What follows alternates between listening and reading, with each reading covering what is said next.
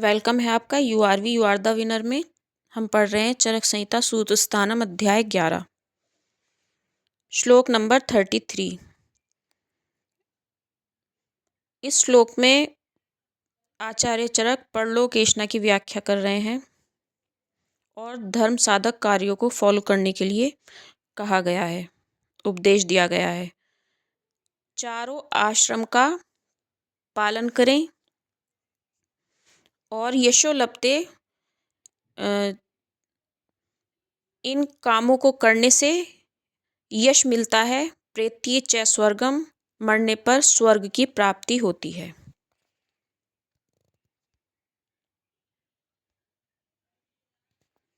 श्लोक नंबर 35।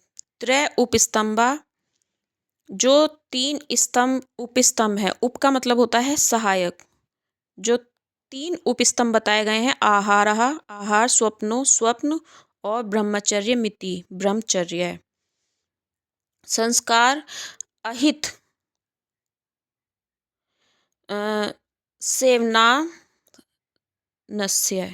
सेवमानस्य, जो अहित वस्तुओं का सेवन ना करना ही संस्कार है। जो अहित वस्तुएं हैं, जो हितकारी नहीं है, उनका सेवन नहीं करना चाहिए, इसे संस्कार बोलते हैं। आगे श्लोक नंबर 36।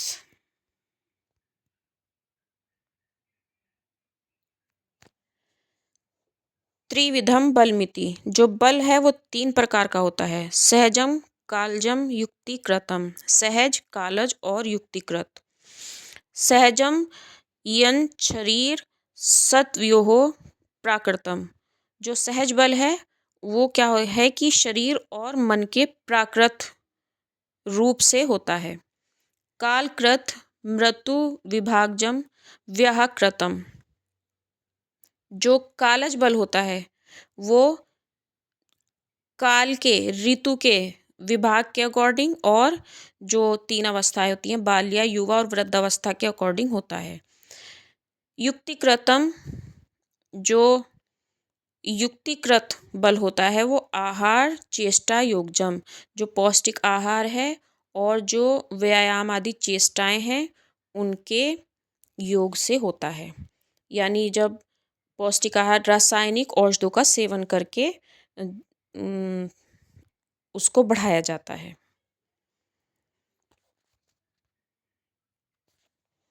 आगे आ जाते हैं।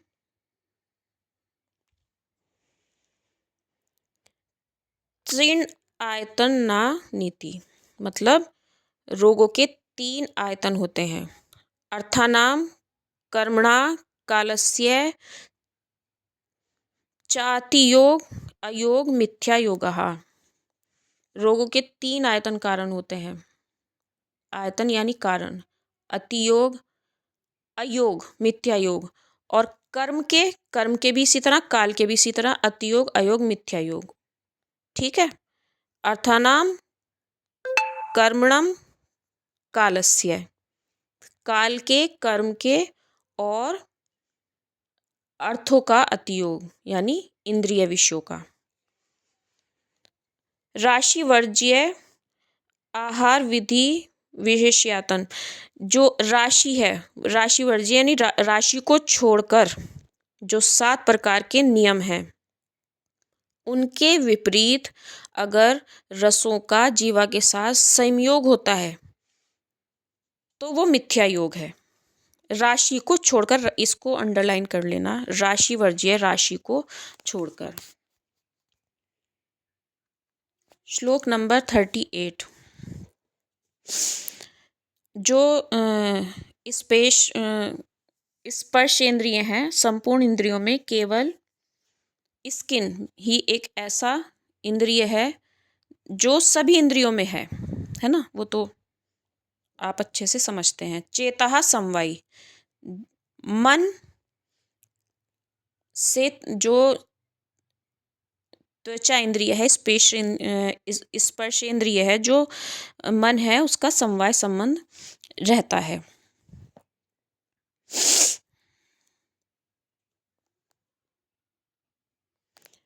जो सारी इंद्रियों का जो विशेष रूप से स्पर्श होता है, सो अनुपश्यात पंचविध स्त्रिविध विकल्पो भवत्यः। तो वो अनुपश्य अनुपश्य कहते हैं जो रोग उत्पत्ति के कारण होते हैं। तो वो अनुपश्य, क्योंकि वो अहितकर है, रोग उत्पत्ति के कारण है, तो अनुपश्य यानी अहितकर होने से पंचविध और त्रिविध विकल्प का होता है। सातवीं का उपशय होता है और सातवीं के लिए भी उपशय का प्रयोग होता है। अहितकर को अनुपशय या असातमीय कहते हैं। इस तरह से जो स्किन है, स्किन के द्वारा अहितकर स्पर्श पांचों इंद्रियों से होता है और पांचों इंद्रियों के अतियोग, अयोग और मिथ्या योग का संयोग कर देने से 15 प्रकार के हो जाते हैं। 15 प्रकार के, इसको अंडरलाइन कर लेना।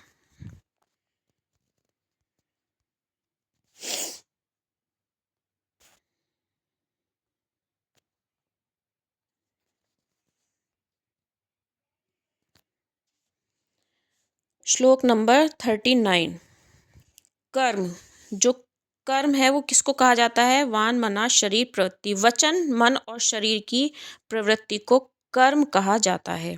जो भय, क्रोध और जो लोभ है वो, या फिर वस्तुओं को, जैसे चीज़ों को उल्टा करके समझना, जो पूज्य चीज़ें हैं उनको अपूज्य की तरह और जो अपूज्य चीज़ें हैं उनको पूज्यों की तरह देखना, तो ये मन का मिथ्या योग है। डर आदि में पड़ जाना, सोच समझ के काम ना करना, तो ये मन का मिथ्या योग है।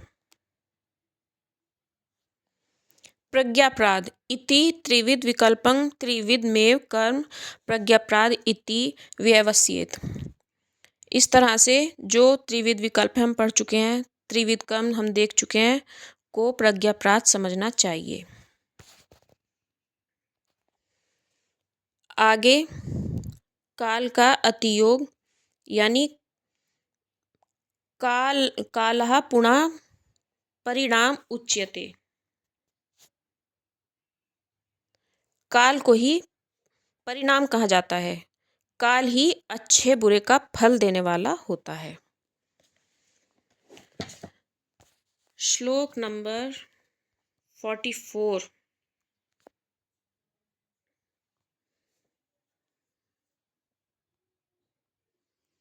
युक्ति को ही सर्वोपरि माना गया है। ये अगर युक्ति ठीक हुई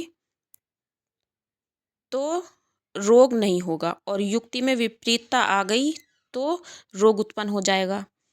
तो यानी भाव, भाव क्या है? स्वस्थ रहना, रोग का ना होना भाव है, और अभाव रोग का होना और अस्वस्थ रहना, ये अभाव है।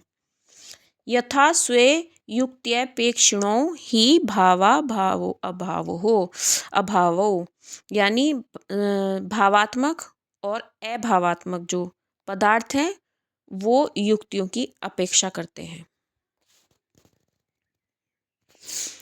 श्लोक नंबर 45। त्रियो रोगा इति निज आगंतुक मानसहा। जो रोग हैं वो 3 तरह के होते हैं, त्रिविध रोग, निज, आगंतुक और मानसिक। जो निज रोग होते हैं वो तो शरीर में जब दोष उत्पन्न होता है, शरीर दोष समुत्थ, जो शरीर में दोष उत्पन्न होता है जब होते हैं। आगंतुर भूत विश्वाग्नि संप्रहारा। जो आगंतुक रोग है वो क्या होता है कि अग्नि, वायु से और शस्त्र आदि के प्रहार से उत्पन्न होते हैं। और मानस, जो मानसिक रोग होते हैं वो पुनरिश्याला, जो मतलब मन के अकॉर्डिंग अगर जो चीज़ें हैं वो नहीं मिल रही हैं और जो हमें अच्छी नहीं लगती चीज़ें वो हमें मिल गई हैं, तो ये मानसिक रोग के बारे में बताया गया है। ये मानसिक रोग है।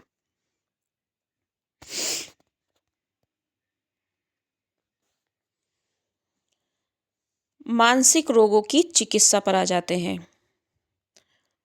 तद्विघानाम चोपसेवने पर्यतितव्यम्।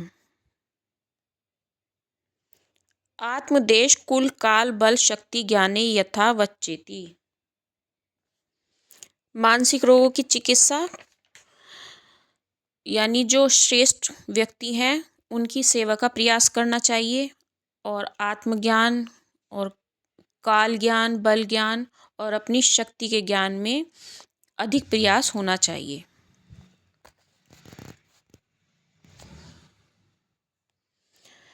मांसम प्रति भेज्यम त्रिवर्गस्यान वेक्षणम। जो मानसिक रोग हैं, धर्म अर्थ काम, इन तीनों का पालन करना चाहिए मानसिक रोग होने पर। तदित सेवा विज्ञान आत्मादीना च सर्वश। यानी जो मानसिक रोग को पुरुष दूर कर सकते हैं, उनको रोगों को उनकी सेवा करनी चाहिए, और आत्मज्ञान, काल ज्ञान, बल ज्ञान, अपनी शक्ति का ज्ञान रखना चाहिए।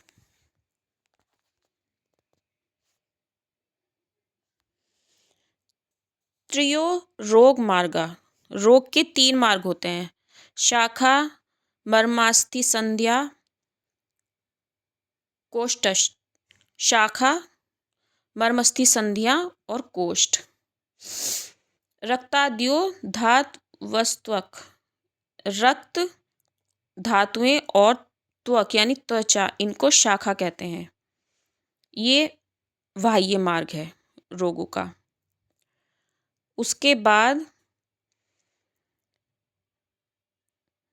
मर्माणी पुनर्बस्थि हृदय मूर्धा दीनी। जो मूत्राशय, हृदय, मूर्धा आदि से कंठ, नाभि, गुदा, उन्हें मर्म कहा जाता है। अस्थि संधियो, अस्थि संयोगा। जो अस्थियों की संधियां हैं, जो अस्थियों के जोड़ हैं, उन अस्थियों के जो संयोग स्थान है उसमें जो स्नायु कंडराहा, जो स्नायु और कंडराएं हैं, ये रोगों का मध्यमो रोग मार्ग, ये रोगों का मध्यम मार्ग है। और कोष्ठ पुनरुच्यते महास्रोत। जो महास्रोत शरीर का मध्यम भाग, शरीर का मध्यम भाग, क्या आमाशय, पक्वाशय, इन्हें कोष्ठ कहते हैं। पर्याय शब्दे इस तंत्रे। जो ये तंत्र है, तंत्र में इन्हें पर्याय से कहा जाता है। ये रोगों का भीतरी मार्ग है। इसमें एक लाइन और बताई जा रही है कि जो चक्रपाणि है, चक्रपाणि ने त्वचा के आश्रयभूत रस को भी शाखा माना है। कोष्ठ के अंतर्गत आचार्य सुश्रुत बताते हैं आमाशय, अग्नाशय, पक्वाशय, मूत्राशय, रुधिराशय, हृदय, उंडुक और फुफ्फुस का ग्रहण किया गया है कोष्ठ के विवरण में।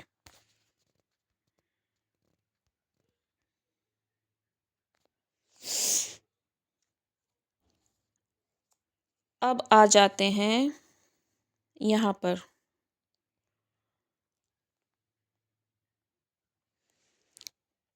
कुष्ठ व्यंगाद्यो विकारा बहिर्मार्गाश्च। जो कुष्ठ और व्यंग आदि जो बीमारी हैं, वो बाह्य मार्गों में होने वाले विसर्प, शयथु, विसर्प, शोथ, गुल्म और अर्शो यानी अर्श और विद्रध्याद्यः यानी विद्रधि आदि रोग भी शाखानुसारिणो भवन्ति, शाखानुसारी होते हैं। ये बाह्य मार्ग के रोग कहे जाते हैं।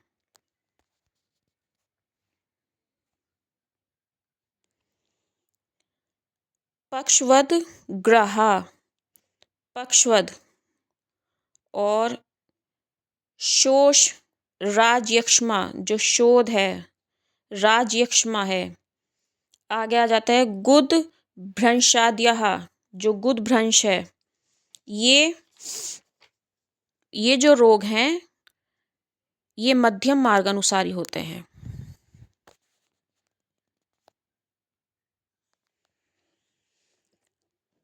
ज्वर अतिसार अल्सक विसूचिका, ये जो उदर आदि रोग हैं, आभ्यंतर मार्ग में जो रोग होते हैं, विसर्प, शोथ, गुल्म, अर्श, विद्रधि, जो रोग हैं इन्हें कोष्ठानुसारी रोग कहते हैं। अब यहाँ पर वैद के जो त्रिविध वैद हैं उनके प्रकार बताए गए हैं।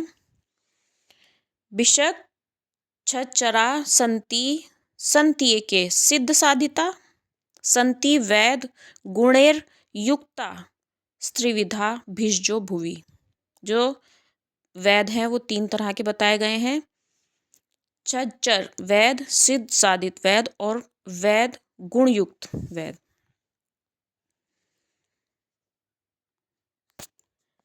वैद भांडोषधः पुस्तः पंचवैर अवलोकनः। जो छच्चर वैद हैं उनका लक्षण बताया जा रहा है कि जिनके पास रखने योग्य जैसे अलमारी है, बॉटल और दवाइयों की पेटी, डॉक्टर के पास जो एक पेटी होती है वो, शीशी वगैरह, औषधि, चार्ट है, कुछ इस तरह की जो चीज़ें हैं, और कोई छोटे मोटे किसी विषय का अवलोकन करने के लिए कोई बुक वगैरह भी है, तो उनसे जो वो जितना ज्ञान उन्होंने उन चीज़ों से उस विषय से प्राप्त किया है, तो वो उस तरह के जो वैद होते हैं उन्हें छज्जर कहा जाता है। इम्पोस्टर, जो बहरूपीय टाइप जिन्हें हम बोल सकते हैं कि बहरूपीय टाइप जो खुद को वैद बताने लगते हैं। चरक ने इसको प्रोत्साहन नहीं दिया है बिल्कुल। श्लोक नंबर 52। श्री यशो ज्ञान सिद्धानाम व्यय उपदेशाद द्विधा सिद्ध साधिता।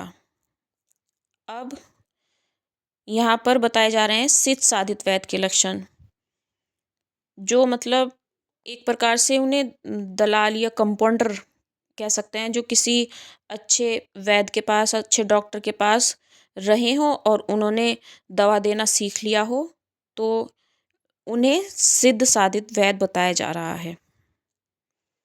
वे अपने को सिद्ध ना होते हुए भी डॉक्टर घोषित कर लेते हैं, तो उन्हें सिद्ध साधित वैद कहते हैं।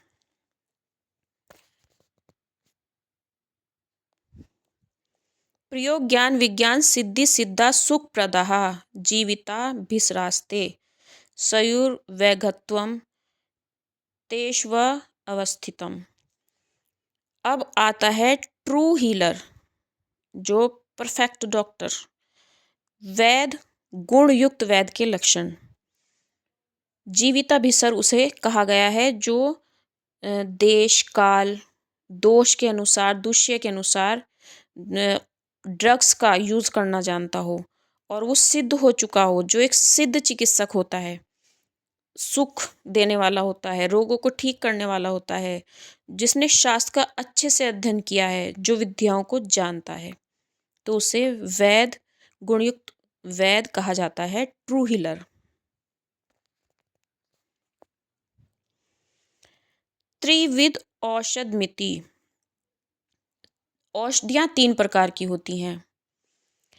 देव व्यपाश्यम, युक्ति व्यपाश्यम, सत्वा वज्यश। देव व्यपाश्रय, युक्ति व्यपाश्रय, सत्वावज्य। इसे हम ऐसे देखते हैं, जो देव व्यापश्य है डिवाइन थेरेपी, युक्ति ध्यापृश्य यानी साइंटिफिक थेरेपी, और सत्वावज्य यानी psychotherapy. Divine therapy, scientific therapy और साइकोथेरेपी, ये 3 प्रकार के औषध होते हैं। देव्यपाश्यम मंत्रोषधिमणि मंगल। मतलब जो डिवाइन थेरेपी है उसमें क्या करते हैं कि मंत्र, औषध, मणियों को धारण किया जाना है, उसमें मंगल कार्य किए जाते हैं। नियम,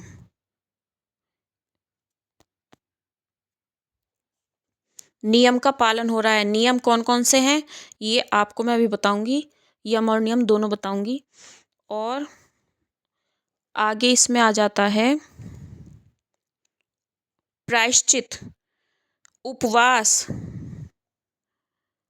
प्रायश्चित किया जाता है, उपवास किया जाता है और स्वस्त्यन, अपनी कल्याण की कामना की जाती है। स्वस्त्यन पाठ जो है वो पढ़ा जाता है। दूसरा आता है युक्ति व्यपाश्रय। इसमें पुनर् आरोग्य द्रव्याणाम योजना, इसमें आहार विहार औषध द्रव्यों का प्रयोग किया जाता है। और सत्वजय पुनर्हितेभ्यो अर्थेभ्यो मनोनिग्रह, इसमें जो अहित है, अहित अर्थों से अपने मन को रोका जाता है। मनोनिग्रह, जो अहित अर्थ है उनसे अपने मन को रोका जाता है। अब हम आते हैं नियम। नियम आपको याद करने हैं। नियम 5 हैं। शौच, संतोष, तप, स्वाध्याय, ईश्वर, प्राणिधान। यम भी 5 हैं, आपको पता होगा, मैं फिर भी बता देती हूँ एक बार। अहिंसा, सत्य, अस्त्य, ब्रह्मचर्य और अपरिग्रह। जो सत्वाज्य औषध है वो मानसिक रोगों में प्रयुक्त होती है।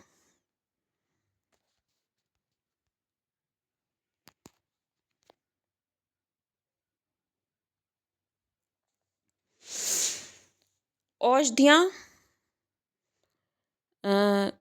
दोषों के कुपित होने पर 3 प्रकार की औषधियाँ प्रयुक्त होती हैं। अंतः परिमार्जन, बहिपरिमार्जन और शस्त्र प्रणिधान। श्लोक नंबर 57। उत्पुद्मानम प्रथमम रोगम शत्रुमी व बुधा। यानी जो मूर्ख व्यक्ति होता है वो पहले तो जो अपनी बीमारी को ठीक से, जब वो उत्पन्न होती है शुरू शुरू में, तो वो उसको ठीक से समझ नहीं पाता। जैसे कि जो मूर्ख व्यक्ति होता है उसे पता होता है कि मतलब एक व्यक्ति है वो मुझसे जेलस हो रहा है, वो मुझसे घृणा करता है, लेकिन वो अपने शत्रु को फिर भी समझ नहीं पा रहा है। ऐसे ही अज्ञानता से जो मूर्ख व्यक्ति होता है वो अपने रोग को भी नहीं समझ पाता है।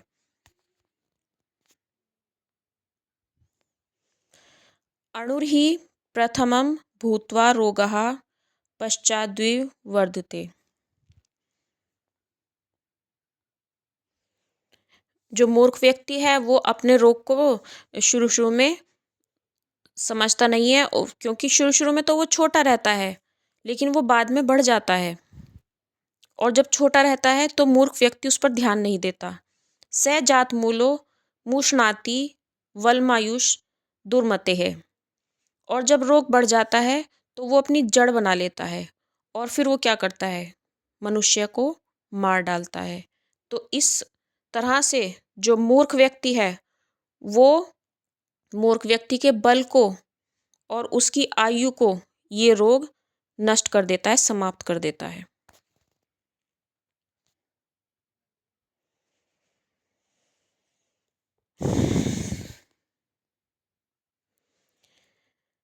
पीड़ितस्तु मतिम पश्चात कुरुते व्याधि निग्रह। यानी जब रोग बहुत ज़्यादा बढ़ जाता है, जब मूर्ख व्यक्ति जो है वो बहुत ही दुखी होता है और उस रोग को दूर करने के लिए जब जागरूक होता है, जब वो बहुत ज़्यादा बढ़ जाता है। जो मूर्ख व्यक्ति होता है वो रोग को दूर करने के लिए तब तक जागरूक नहीं होता जब तक वो रोग जो है वो अपनी जड़ ना बना ले, जब तक वो रोग बलवान ना हो जाए। श्लोक नंबर 62।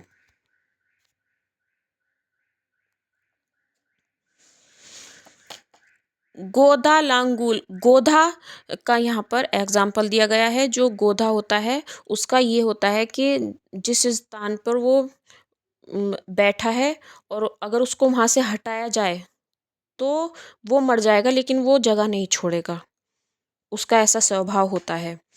तो उसी से गोधा से मूर्ख व्यक्ति की तुलना की जा रही है कि जो मूर्ख व्यक्ति होता है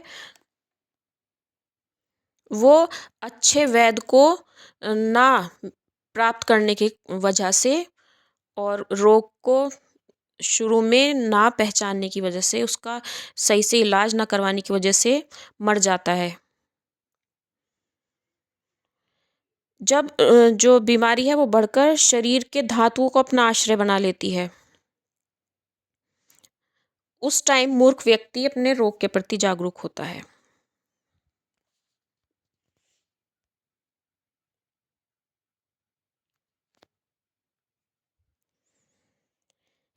एषणा समुस्तंभा बलम कारण माम्यः तिस्त्रेष्णीय मार्गाष्ट भिषजो भेषजानी च त्रितेन्नाष्टो समुद्दिष्टा कृष्णात्रेयेण धीमता। जो कृष्णातेरय हैं उन्होंने 3 ऐष्णाओं का, 3 उप स्तंभों का, 3 बलों का, 3 रोग के कारण, 3 रोग, 3 रोग के मार्ग और 3 तरह के चिकित्सक, 3 प्रकार की जो औषधियाँ हैं उनका वर्णन किया है। और जो ये 3 वर्ग हैं उसके जो 8 भाग हैं अष्टत्रिक, उसी में आयुर्वेद का भाव प्रतिष्ठित है। ये ऐष्णा नंबर 1, नंबर 2 उपस्तंभ बल, यहाँ पर ये दिया हुआ है सब, आयतन, रोग, रोग मार्ग, भिषज, औषध। ये जो अष्टत्रिक हैं इनको अच्छे से देखना है, इसी में पूरे आयुर्वेद का भाव है। इस तरह से हमारा 11वां अध्याय समाप्त हुआ। Thank you.